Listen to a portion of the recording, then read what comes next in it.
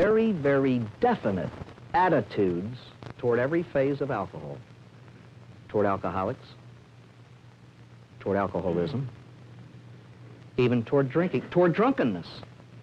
In fact, toward alcohol itself. Our attitudes come from our parents, from our religious background, our cultural background, but above all else from our contact with some alcoholic. Every one of you knows an alcoholic. In fact, at least 5 of you live with one actively drinking.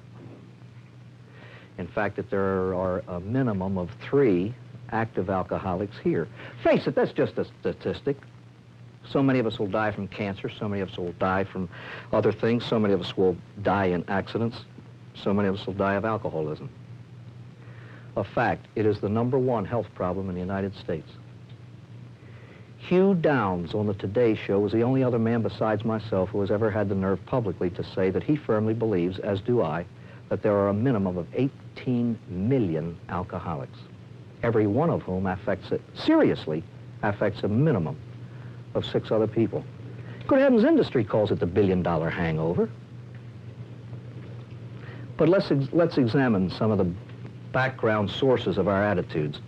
We are all right here products of the so-called temperance movement that was born in the United States about a century ago. They went very quickly from temperance to abstinence. Because, you see, they went from a condemnation of alcoholism and alcoholics to the next very logical step, condemnation of drinking, and then those who drink. And then a kind of insanity. Intelligent people passed a moralistic judgment on an inanimate object. Alcohol is evil. And some of us were raised with that notion. This is very intimately wrapped up in our religious background. Orthodox Jews hardly know what you're talking about when you mention alcoholism. They are raised, 1, with proper attitudes, and 2, they do not tolerate drunkenness. You get drunk once as a Jew, and then you're accused of being drunk like a Gentile. Race. Let's take the Jews. They are raised almost from birth and have been for centuries on wine. The American Indian had no past cultural usage of alcohol. He was a sitting duck for alcoholism. We're all here old enough to remember the Saturday afternoon B movies. The chiefs called it firewater. The West was not one with the Winchester rifle. It was one with barrels of whiskey. It wasn't Bill Cody and Bat Masterson and Wyatt Earp and Wild Bill Hickok conquered the West. It was Jim Beam and I.W. Harper and Old Granddad and a few of those fellows. Let's take this aspect of it. Islam forbids the use of alcohol. American Mormonism forbids the use of alcohol. Of Arabians who drink, 1 out of 3 becomes an alcoholic, and of Mormons, 1 out of 2, because those who drink, drink with guilt.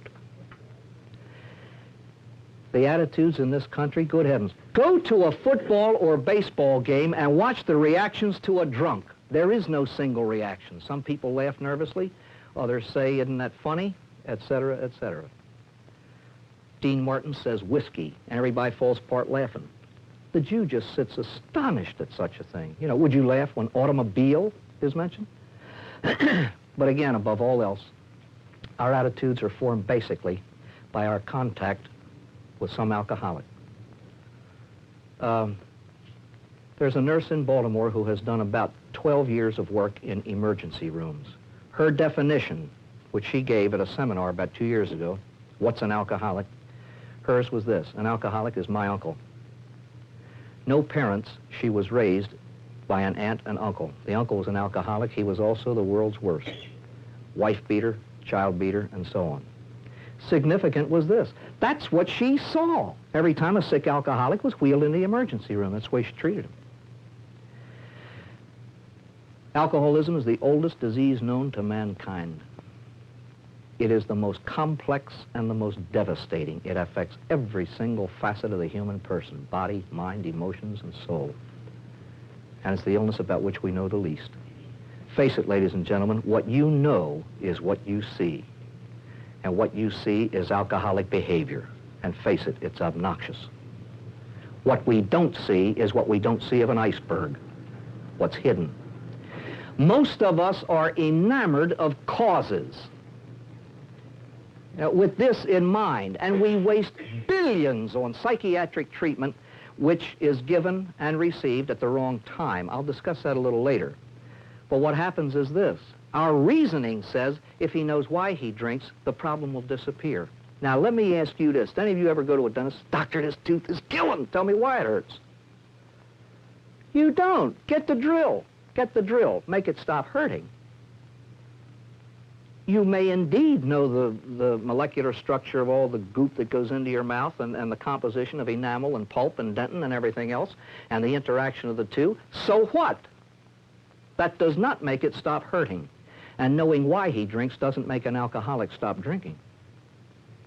After he has stopped properly, knowing why he drinks may keep him sober. But it has little or nothing to do with getting him that way. But again, I'm getting ahead of myself. Of the 18 million alcoholics in this country, there are about 500,000 sober ones.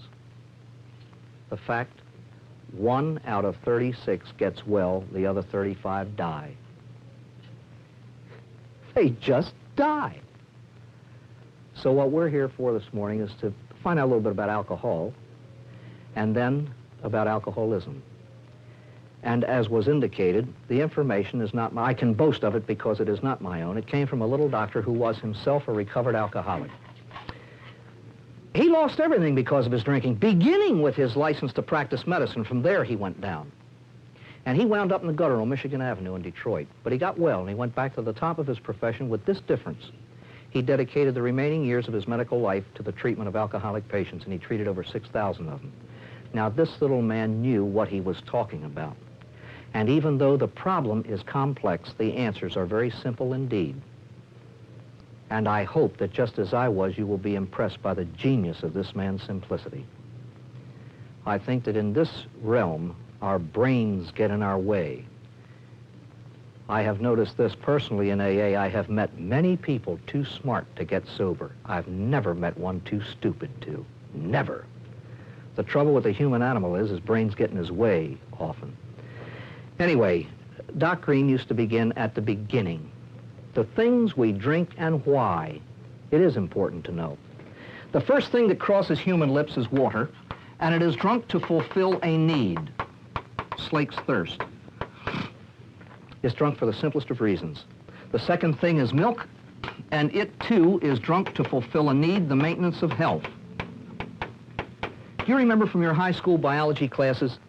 The scientist classifies us as milk drinkers. That's what we're called in textbooks. We are mammals, from the Latin word mama, breast, the source of milk. These two beverages, since necessary, are quite natural, but we drink other things for other reasons. We're introduced, usually when we are young, because of a preference for sweetness in the taste buds that are very young, with something sweet.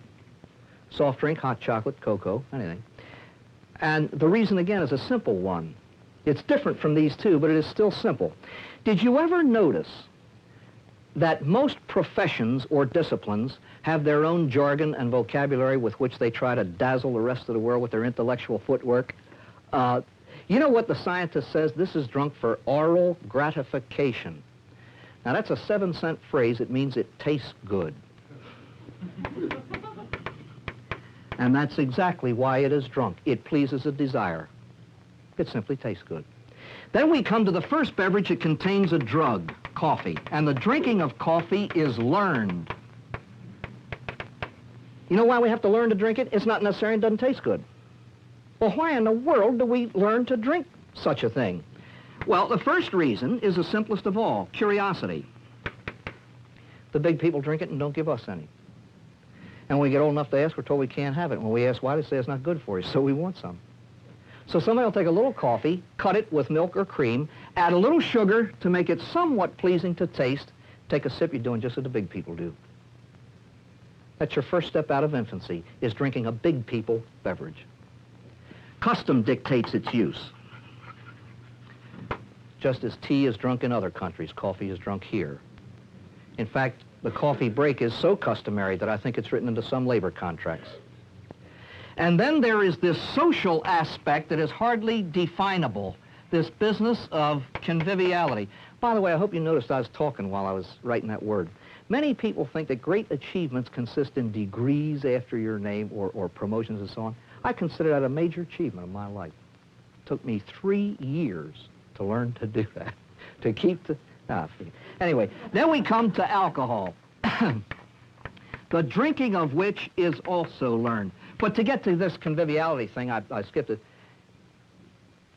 It's the coffee break. You are not thirsty. A sip of water takes care of that. But everybody else is sitting around, conversing and exchanging ideas, and so you have a cup of coffee too. There is a social aspect to the drinking of coffee at certain times. Alcohol is not necessary and doesn't taste good. We acquire a taste for it, just as we acquire a taste for raw oysters or olives or whatever. Some people drink until they die, never having acquired a taste for it. What are the reasons that are given for drinking alcohol? There are external and internal pressures, both of which are strong. The first is curiosity. Again, the big people drink it and don't give us any. We're told it's not good for us and so on and so forth. Somewhere along the line, somebody's going to take a little whiskey, cut it with water or ice, add a little sugar to sweeten it, a little garbage to color it, take a sip. We're doing just what the big people do. Now, ladies and gentlemen, I presume that most of us are fairly intelligent. We educate our kids to think this way. We do it with our sophisticated 20th century law. When you're 21, you can drink. That's why half of you here, and perhaps most of your kids, will sneak out of a prom to take a drink of beer or whiskey. They never dream of doing this with a Coke. We've educated them to think that way. It's the big people drink. It's the big shot thing to do. And that contributes to attitude. Custom dictates its use. Before men knew how to write, that's the way they made contracts. Your drink was binding, just as was a handshake, just as is a signature. It's customary to drink at births and deaths and weddings. We toast the bride in champagne. Wakes, holidays, celebrations, graduations, holy days, feast days, fast days, Sundays, Mondays, Tuesdays, Wednesdays. You can go right down the line. It's customary to drink. And conviviality, important, vastly important. And it's far more conducive to conviviality than all the coffee grown. Take a room full of, let's say, 75 people, and you don't know each other too well. Everybody's a little stiff, pardon the expression, and formal. Circulate a couple of gallons of martinis and stick your head in the same room about an hour or so later. Everybody is about as convivial as they can be. And they're quite at ease with each other. There's a biochemical reason why that is so, and we'll see it in a minute. Alcohol is drunk for escape. Now, forget all the background ins and outs of psychiatric reasoning. I'm talking about normal people with normal problems. You want to get away from them? Take 3.5, 4 martinis. The problems are still there, but they don't bother you now. And there's a biochemical reason why that is so. And for those who can take it, it's marvelous. Here in the United States, about 1 out of 8 will become alcoholic. The other 7 can drink until their death, enjoying it. In fact, Scripture refers to wine as the gift of God that gladdens the hearts of men. Tensions, frustrations, anxieties, jobs, husbands, wives. Take 3 drinks and just settle back for a couple hours. It's wonderful. Pain is a reason given. In fact, beer and wine have been beverages from the beginning. Distillation, what produces whiskey and gin and the so-called hard stuff, wasn't discovered until fairly recently in the history of man. And when it came into being, it was used as medication only. But now it's a beverage, and I strongly suspect people who use pain as their reason for drinking. Say, what'd you get drunk last night for? When you get an answer like receding gums, you know there's trouble. There's trouble. There's a fellow in AA over in Baltimore, he's sober 17 years. Now, when he was drinking and couldn't make it into work, he'd call in and say, I got to go to the dentist, get a tooth out. He was sober about a year, and he and his boss were talking about his drinking. And the boss opened his desk drawer and pulled out a sheet of paper. He said, Ross, you know, when you were drinking, he said, you had 75 teeth extracted. He did. Here's what I mean by Dr. Green's simplicity. Euphoria is why the human animal drinks alcohol. That's a 32-cent Greek word that means a sense of well-being. This is why you spend $2 for a cocktail. You could buy a case of orange for the same price. But that little old glass with 2 ounces of booze in it does what all the orange in the world can't do, makes you feel good. And here's where he used to argue by the hour, by the week, by the month, and by the year with his medical colleagues. The answer is just too simple to be true. I demand complexity. It isn't true at all. Now, why do you want to feel good? Now, you can fill psychiatric libraries, but that's why the human animal drinks alcohol. Now, fascinatingly enough, the chemistry of alcohol. Don't let this scare you. Alcohol is a chemical composed of carbon, oxygen, and hydrogen. I know no chemistry. I flunked it in college. I know that H2O is water and K9P comes from the south end of a dog, and that ends my knowledge of formula. Alcohol is not a food and has no food properties. There are no minerals, no vitamins, no proteins. In fact, the stomach can't digest it. The stomach digests what it's in. Beer, for example, is about 5-6% alcohol. The rest of it is food stuff. But the alcohol itself is not digested. It's oxidized by the liver. But anyway, basically it's a solvent and one of the best in the world. It'll remove stains from tables, stomachs, bankrolls, marriages, jobs, friendships. It's the best. It's erroneously looked upon as a stimulant because of the wacky things people do when they drink it. I would guess that at least a fistful of you think alcohol stimulates because of what people do when they get a couple. But it isn't. It's an antiseptic. The nurse purifies arms or legs or wherever she wants to stick needles before she sticks the needle in. For centuries, it was the only anesthetic that mankind had. It's a poor one, and we'll see why. When wine was offered to Christ on the cross, it was meant as an act of simple human kindness. Cheap wine was standard equipment in the execution kits of the Romans who killed people by crucifixion. Basically, in its drinkable form, alcohol is a sedative drug, and alcoholism is addiction to it. Now, that's the whole morning in a sentence. Alcohol is a sedative drug, and alcoholism is addiction to it. I maintain firmly and strongly we know nothing of addiction. Nothing. The only thing we can do is describe it. That's all. And treat it. But what it is, God knows. And usually he won't tell. All addiction is characterized by compulsive use of the addictive substance. And that's why the drinker that you know drinks the way he does. He doesn't will it. He drinks that way against his will. Would that he could handle it. That's his problem. He tries to handle it. He can't. Now, addiction is progressive, and once contracted, it progresses until death, even though you can stop or arrest the addiction. The addiction is still there, and it worsens when it is gone back to. But we'll see about that in a minute. Here, I think, is Dr. Green's genius. He does the obvious. He shows that alcohol is a sedative drug by comparing its action with that of an accepted anesthetic drug, ether, which, like all sedatives, interferes with the oxygen supply to the brain and puts it to sleep. The brain, as you know, is an organ composed of parts that control functions. I realize this is simplistic for any of you who may be connected with medicine, but this is the way it was presented to us. It's the way we understood it. It's the way I pass it on to you. The outermost part of the brain houses reason, the intellect. Beneath that, the emotions, the imagination, the memory. Deeper still is that part controlling your motor activity, the movement of parts, your arms and legs. There are the semi-voluntary functions, like the blinking of your eyes. At times you have control over it, at times a gust of wind, you blink involuntarily. There are purely involuntary functions, the action of your stomach and your intestines. And then from the Latin word vita, life, there are those functions essential to life, which we call vital, your heartbeat and your breathing. Now, the brain goes to sleep from outside in. It can be done almost instantaneously, but step by step, that's the way it goes out. Everybody here also has some notion, and correct, I'm sure, of adulthood or maturity. An adult is somebody with a sense of responsibility, or one who tries to fulfill a sense of responsibility. An adult is someone sensitive to the sensitivities of other people. Cardinal Newman's classic definition of a gentleman, one who does not consciously cause pain. Dr. Green's definition, one who functions this way. According to the formula I over E, his intellect controls his emotions.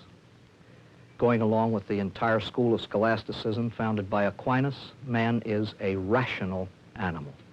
Now let's see what happens to that formula when the brain that controls it is interfered with by adding a drug to it.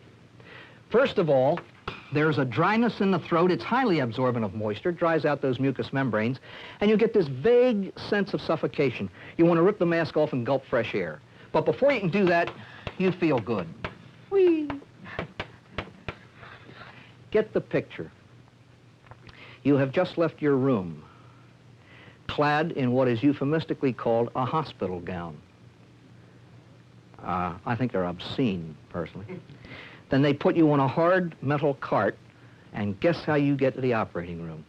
No one has ever explained to me, from hospital designer, administrator, doctor, or nurse, why in the most modern hospital, where they perform surgery all day, every day, there's no such thing as an elevator for surgical patients.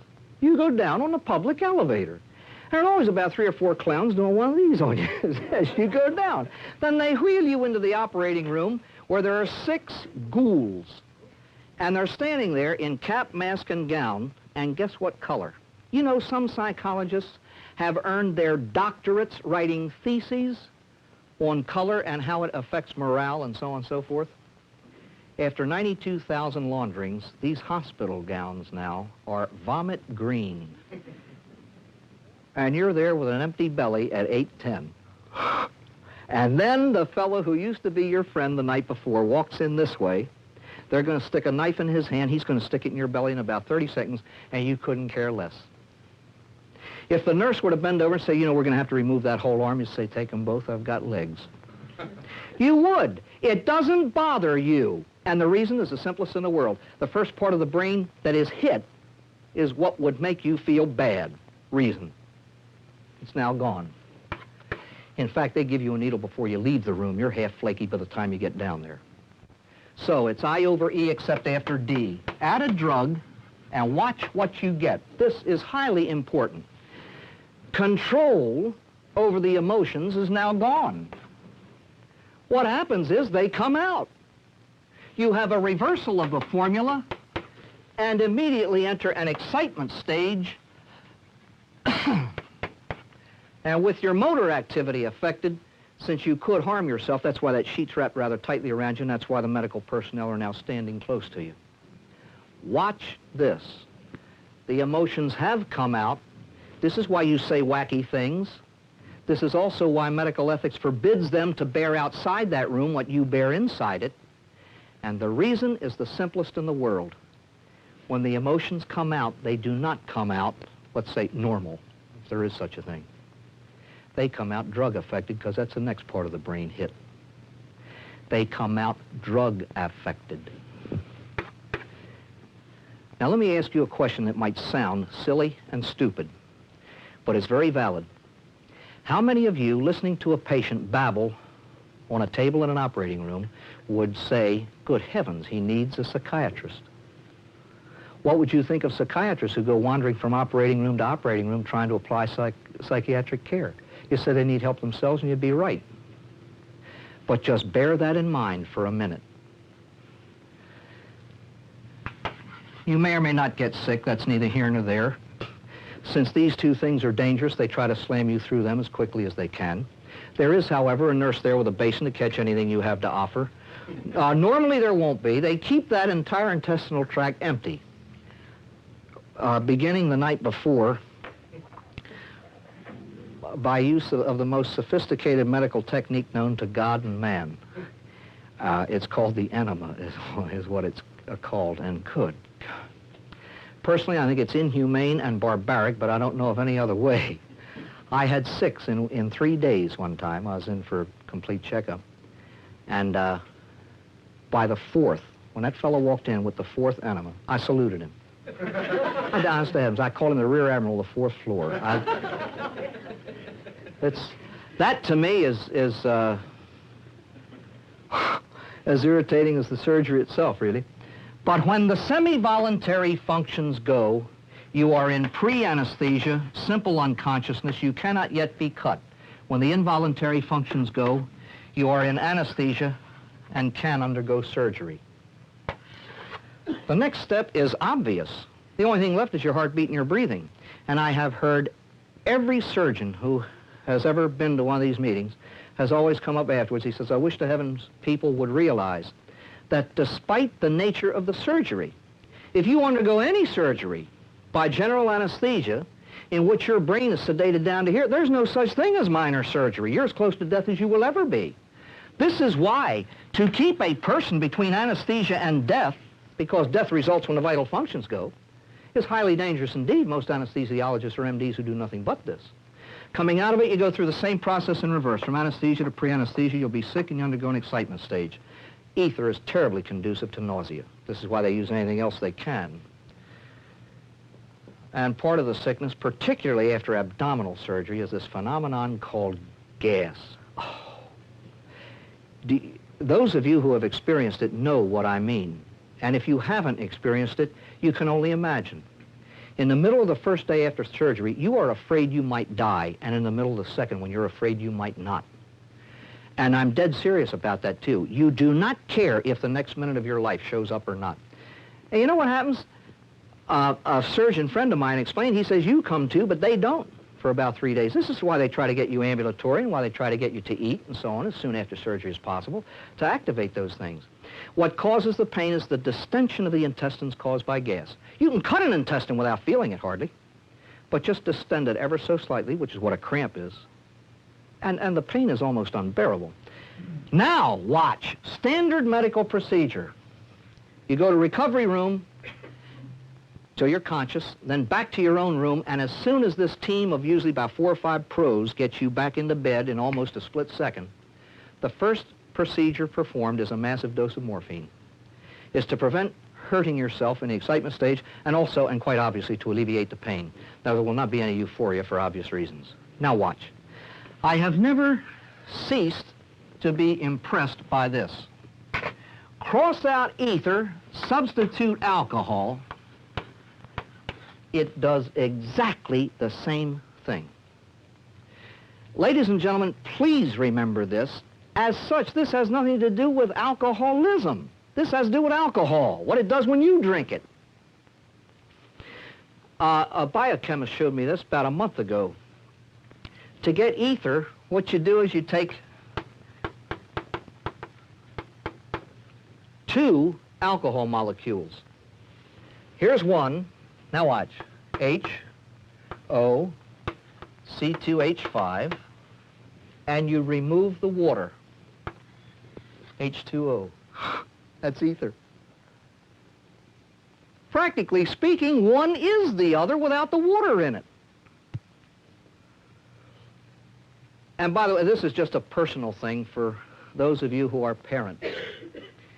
You cannot teach your children how to drink. And if they are teenagers,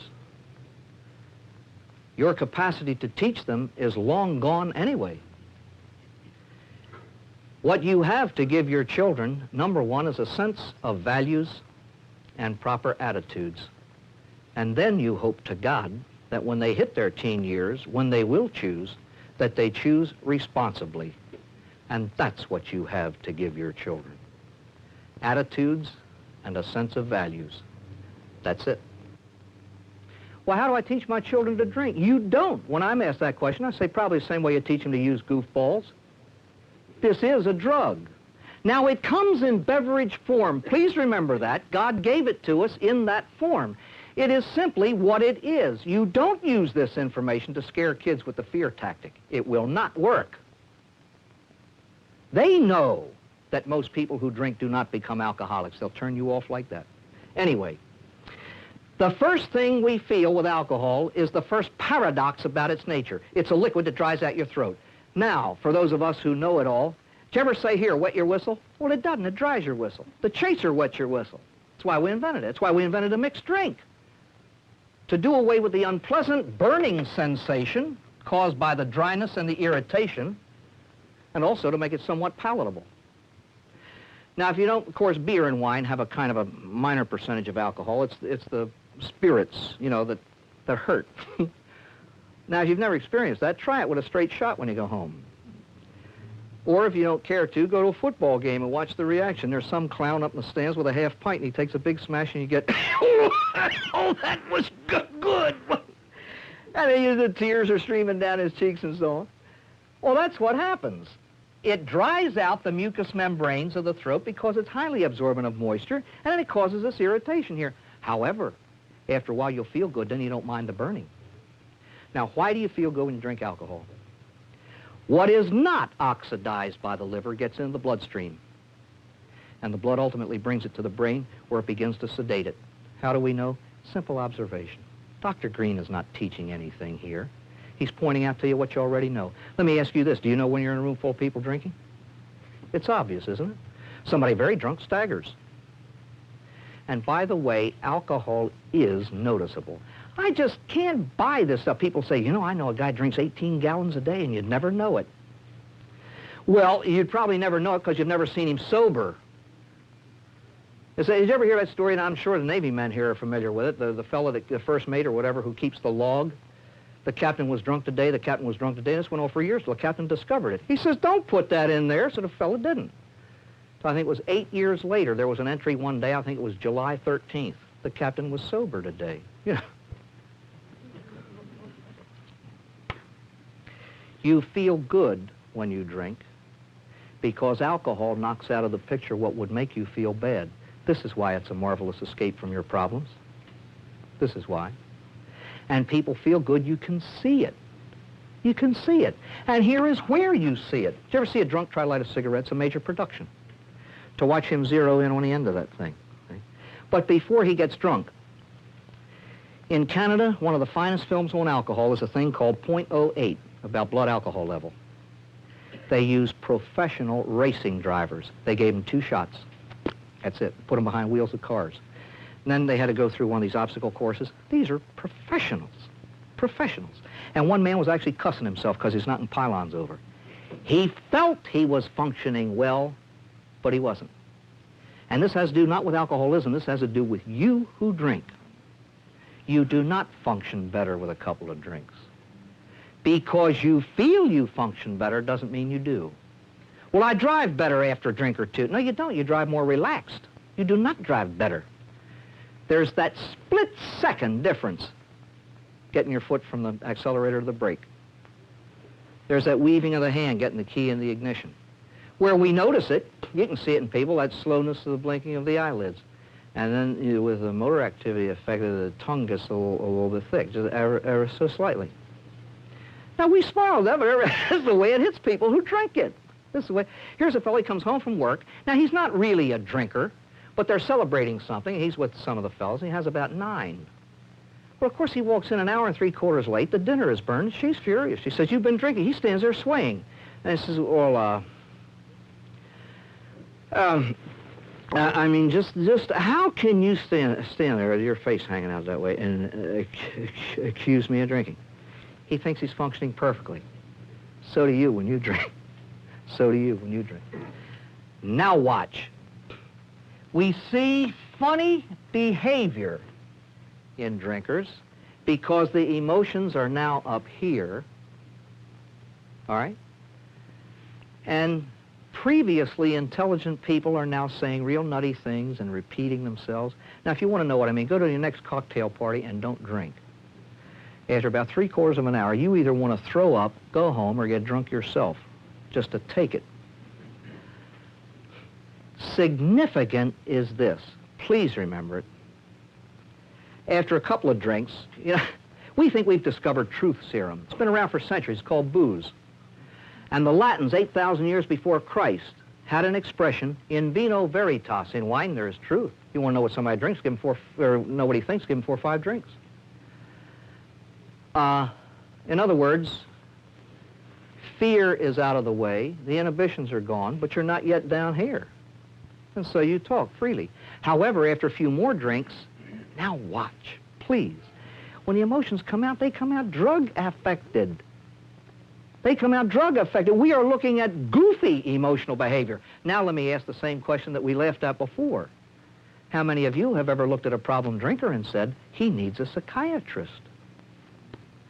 And how many people in high places have spent fortunes on valuable personnel sending them to psychiatrists who are very wise by, well, no, that's neither here nor there. But just let me ask you, what do you think of a psychiatrist who would never dream of trying to treat somebody under the influence of ether, but tries to drink actively practicing alcoholics? This is important. I'm not saying that psychiatric therapy isn't necessary. What I'm saying is this, that first, sobriety. He does not need psychiatry now. He needs to get sober to find out if he needs a psychiatrist. How would you know whether a patient on an operating table needs psychiatry for his personal, emotional, and mental problems? You say, for God's sake, get the ether out of him and examine him. It's the same way with the alcoholic. Get the drug out of it. Good Lord, he's been bathing his brain in a drug for 15, 18 years. He needs sobriety to find out if he needs psychiatric care for his emotional problems. Dr. Green has said this, I have seen borderline psychoses clear up with sobriety. It is not whether or not he needs it. Some alcoholics do. In fact, Dr. Green and everyone who has ever done a study on it has found out that the percentage of alcoholics who do need psychiatric attention is exactly the same as the percentage of the non-alcoholic population. About 7 to 10% of all people need care. So, the conclusion, in the initial stages of recovery, psychiatry is contraindicated. Get him sober first. Dr. Green used to say, of those who do need care, he put it semi-crudely, but truly. If you were nuts before you started to drink, you'll be a little flakier after you quit, and you will need subsequent care. All right? With the emotions on top, affected by the drug alcohol, this is what we see. Whatever you are basically here, exaggerated. There's the jocose type. The life of the party. Very shy. Can't get through his own name, making an introduction. Give him 5 drinks, he's on the piano leading the songs. There's the bellicose type. The little teeny fella with the Julius Caesar complex. Very quiet, very subdued, very shy, very diffident. Give him 8 or 9 bangs of this liquid moral courage and he's going to challenge the entire bar. As we say in AA, you can spot them. They're usually the new men with the new teeth.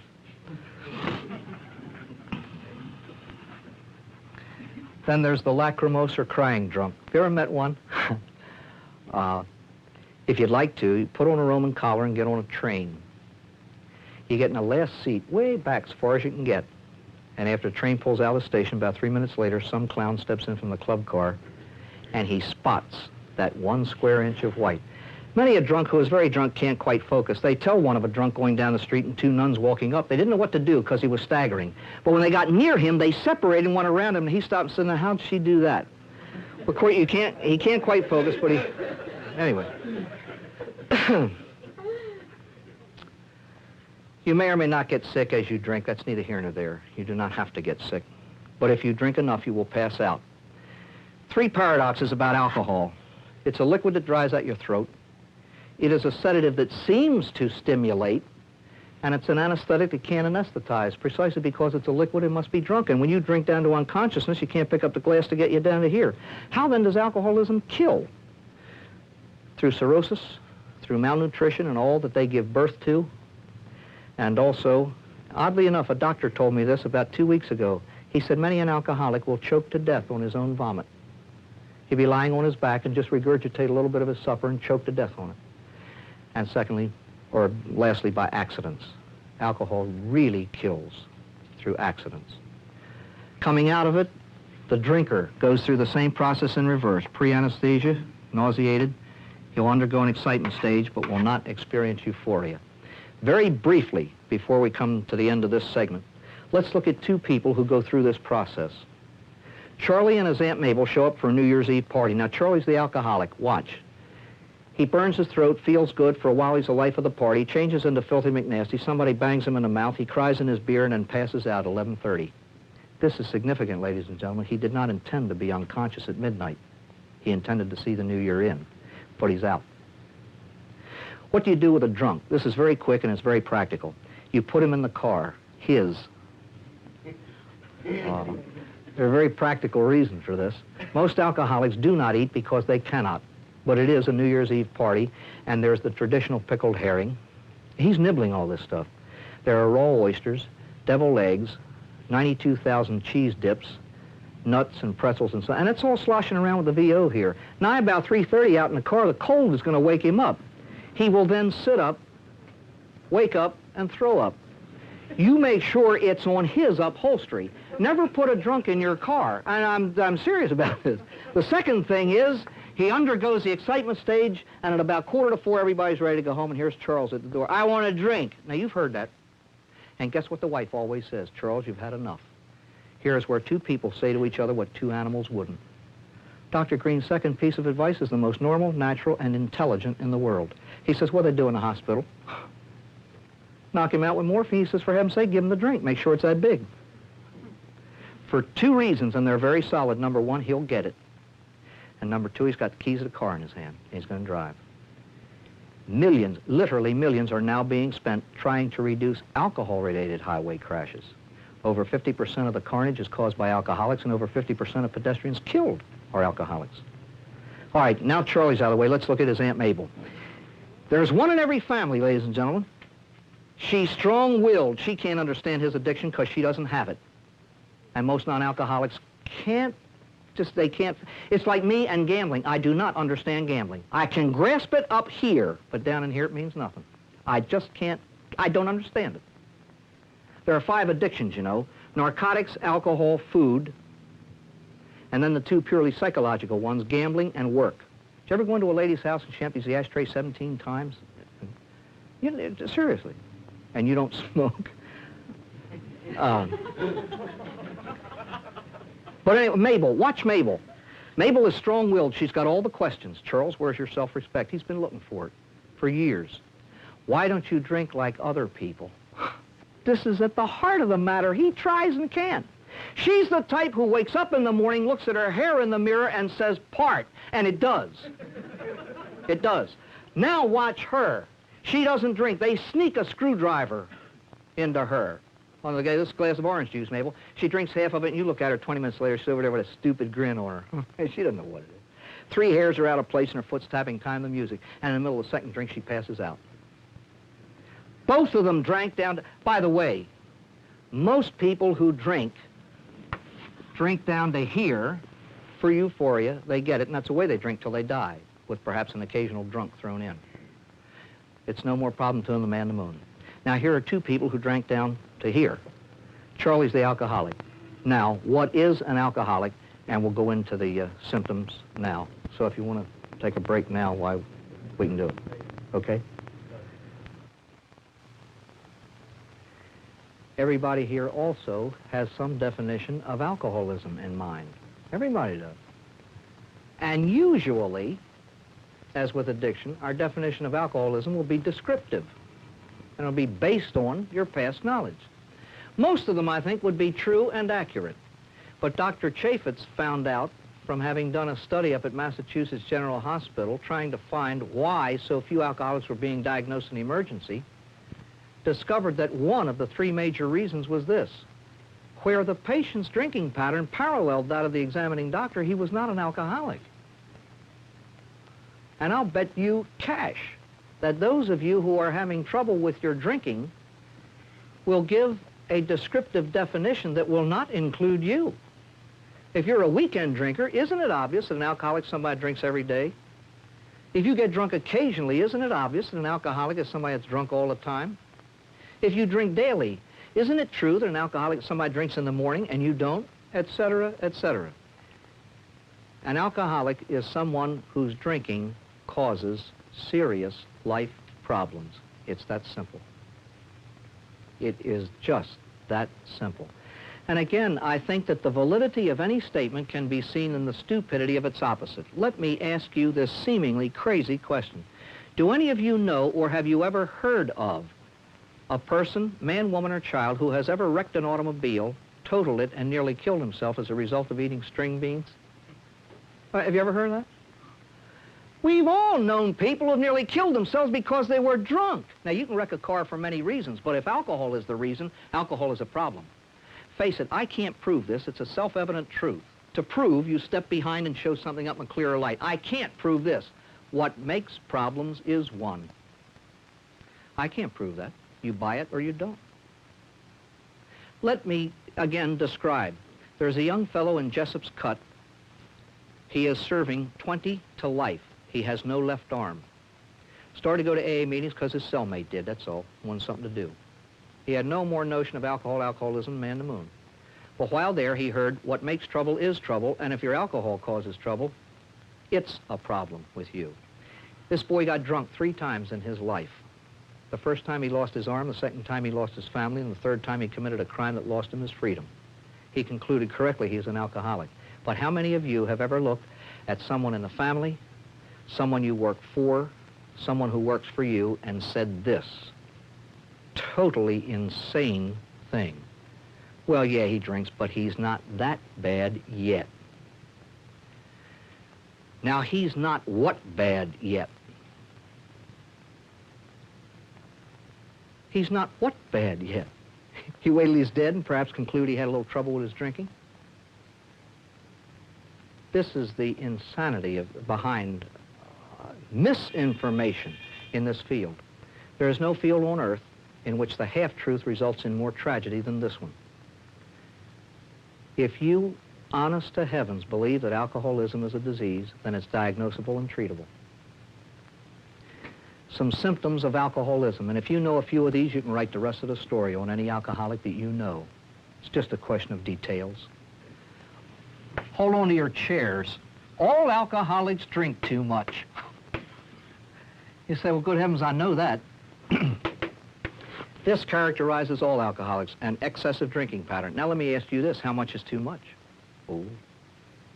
See, it doesn't have to do with any constant amount. It's purely relative. Too much is however much is too much for you. That's too much. And too much is what makes problems. Let me show you. We call alcoholism a disease of mind. Here's the way he functions. And please bear this in mind all the way through.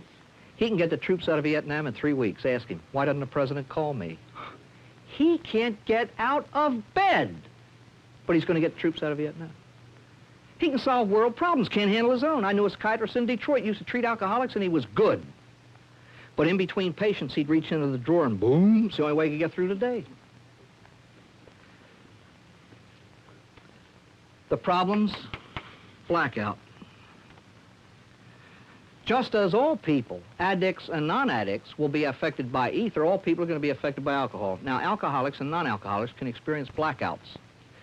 But tell a non-alcoholic, fairly normal person who can't remember last night but who has a dent in his right front fender that he may have hit somebody, he'll never drink and drive again. The alcoholic drinks and drives all the time.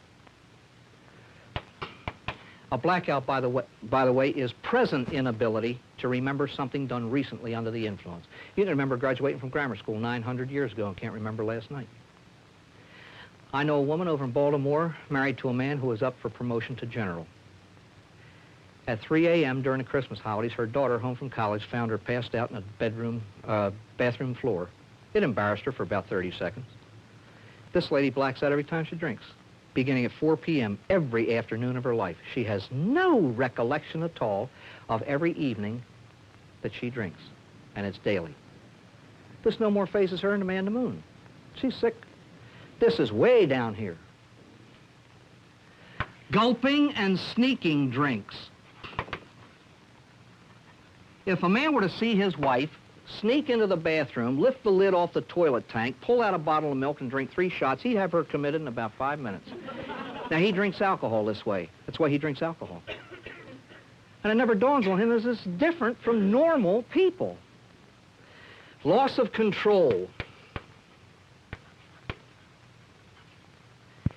In whatever degree. Why, he was drunk at his daughter's graduation. Of course he was.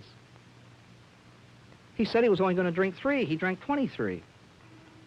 He is more baffled than you. And so when you ask him why, he comes up with alibis. He has an alibi system. You know what an alibi is? It's an unreasonable reason for doing something. What'd you get drunk last Monday night for? He says it rained. You say, how about Tuesday? He says it didn't. Or it's the people I work with, it's my wife's big mouth, it's the dog's birthday, my team won or my team lost, whatever. Now, we laugh at the alcoholic's alibis. Now listen to the professional man's. Well, he's drunk because he has an inferiority complex. He's drunk because he's afraid of authority. He's drunk because he was born in the slums. He's drunk because his mommy abandoned him when he was 3. He's no such a thing drunk for those reasons. That's the professional man's alibi system. I don't mean to ridicule it, don't mistake me. We'll try to clear this up a little bit later. But his reasons for the alcoholic's drinking are somewhat valid because they did play a part in the alcoholic's contracting the disease. That's not why he's drunk today. Anyway, the eye-opener. The need of a drink after a period of deprivation. Please notice it's not called the morning drink, because many an alcoholic has read somewhere, if you drink in the morning, you're in. So you know what he does? He shakes to pieces till noon.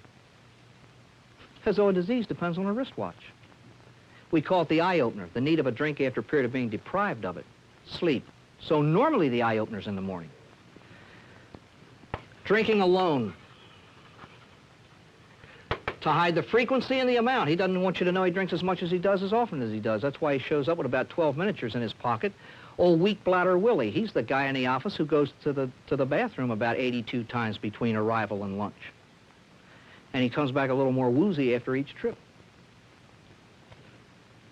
Did you ever catch anybody at, this is why he gulps and sneaks. He doesn't want you to see him drink. Did you ever walk into a kitchen at a party, you know, and hear some clown there with a bottle in his hand? Hi there, hello. He's embarrassed. He's caught at... Are normal people embarrassed at taking a drink of whiskey? No such thing. He is, because he doesn't drink normally. He doesn't drink normally. That's not normal drinking. Change the pattern. I've got to do something about my drinking, so he switches from bourbon to scotch, to vodka, to beer. Let me show you what I meant in the beginning by lack of knowledge of this thing. There's one difference between a beer alcoholic and a whiskey alcoholic. There's the same amount of alcohol in 12 ounces of beer as you'll find in an ounce of whiskey. Simply means you got to drink more and go to the bathroom more often, and it's not worth it. Especially on these cold winter nights. They tell one about a man that bought a beer, went into the men's room, and just flushed it down the john. Somebody said, you lost your mind? He said, no, he's just sick and tired of being the middleman.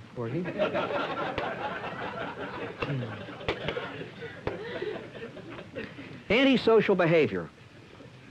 Let's put it this briefly and this simply. Have you ever said of someone you know, he's a wonderful fellow when he's sober? Best worker when he's here. That's it. Now, what do we mean by antisocial? Many parties are enhanced by inviting some specific person who gets half slopped up and entertains everybody. Not obnoxious at all. He's simply funny. There's a difference between standing on a piano and leading the songs and busting into a neighbor's house on a Saturday afternoon after 19 rounds of golf and hopping up on his piano with your golf shoes on and then puking on his rug. This is gross, and this is frowned upon. This is antisocial and has repercussions. Loss of friends, jobs, and families. I am not so much of a fool as to think that these things can't happen as a result of many other things. But if they result from one's drinking, then that's alcoholism. And please, I beg you, if you remember nothing else, alcoholism is a family disease, and those who live with it get as sick or sicker than the alcoholic, and they need treatment. Let me show you what I mean, and I don't say this for shock value. A couple hours, kids in our high schools are going to be down in the cafeteria eating lunch. And at too many tables, where they're talking about some game they saw the night before or some lesson they just had in class, there's going to be one kid down at the end with his face down in the soup. He's saying nothing. Guess what happened in his house last night? At 2:30 in the morning, he was shaking to pieces, listening to his dad calling his mother a goddamned whore in the midst of a drunken rage. Now, this happens in your block. What happens in the heart of a little 8-year-old girl who comes home from school with a classmate, and there's the mother stark naked, passed out in the middle of the dining room floor, drunk. They don't get over these things. They can't ventilate them with anyone. Most alcoholics recovered in AA are children of alcoholics. And I don't think because they inherit it. I think they inherit attitudes caused by their experience with an alcoholic. I have met women who have said to me, I've heard it so often, Father, I'm beginning to believe it myself. I don't know what I am. First of all, they're guilt-ridden because they blame themselves for the husband's drinking. This is fantastic. Alcoholism is indeed a result of a combination of causative factors. It's not biochemical purely. It's not psychological or psychiatric purely. It's not emotional purely. It's a combination of all these things, and they differ with the individual. Alcoholism, in turn, is productive. It's a symptom, but it's not just a symptom. That's the half-truth. Because with this goofy word symptom in mind, we have focused on the causes and not the problem. Two men, one a New York stockbroker and the other a physician surgeon from Akron, Ohio, said, let's treat the alcoholism. And they did, and they found out what it was causing, cleared up when it cleared up, and now they were able, with proper therapy, to face life without the chemical. How many of you have discussed the drug problem with a drink in your hand? The most overused drug on earth is alcohol. It's alcohol. Anyways, doctors and hospitals. You got cirrhosis, drink again and you'll die, so he stays sober out of fear. But when he drinks again, after a protracted, prolonged period of sobriety, he winds up on a bender or a binge, and he wonders what happened. Remember what I said in the beginning? Addiction is characterized by compulsive use, and once contracted, it progresses till death. When an alcoholic, after 10 years of sobriety, drinks again, he does not begin at the beginning, and he does not pick up where he left off. He picks up where he would have been if he had been drinking all that while. Why is this? Nobody knows. It's simply an infallible fact. So the alcoholic can't stay sober 5 years and drink. At the punch bowl's brink, let the wise man think what they say in Japan. First the man takes a drink, then the drink takes a drink, then the drink takes the man. He's sober 8 years, and he says this to himself, I'm a man, I can handle a beer. But all addiction goes from the lesser amount to the greater amount, from the lesser drug to the greater drug. He does handle a beer, and he may for a week. But sooner or later, he's going to handle 2, and then 5. Then he handles 5 shots, and a few days later, a fifth and a half handles him.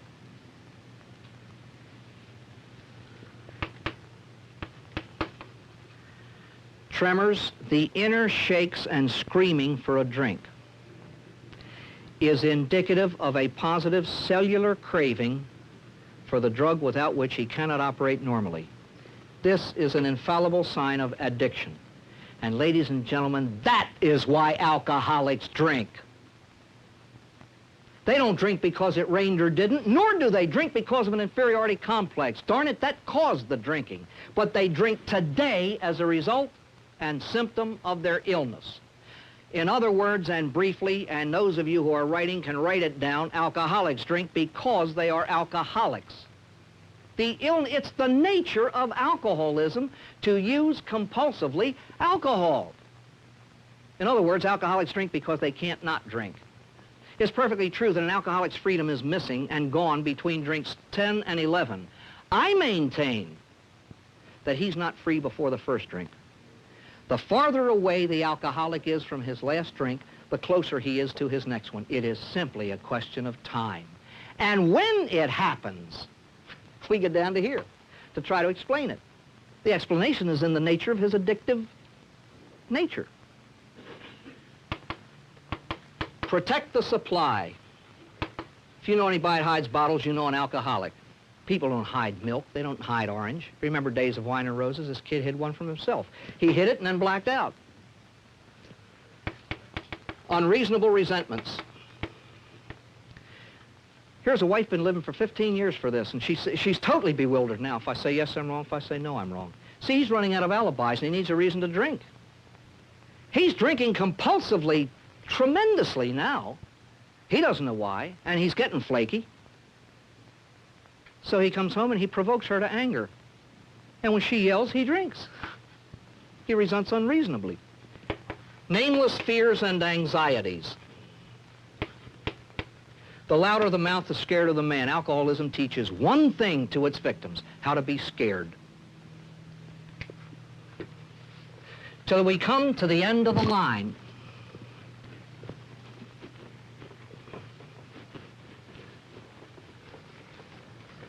The collapse of the alibi system.